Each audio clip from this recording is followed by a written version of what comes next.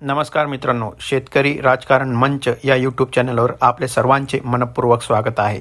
मागील काही दिवसापासून तांत्रिक अडचणींमुळे मी व्हिडिओ अपलोड करू शकलो नाही आहे. तर चला मग वळूया आजच्या विषयाकडे. आजचा विषय आहे लाडकी बहीण योजना. आजपासून लाडक्या बहिणींच्या खात्यात फेब्रुवारीच्या हप्त्याचे 1500 रुपये जमा होणार आहे. वित्त विभागाकडून 3,490 कोटी रुपये वर्ग करण्यात आल्याची माहिती आहे. डिसेंबरच्या अखेर 2,46,00,000 महिलांना लाभार्थी होत्या.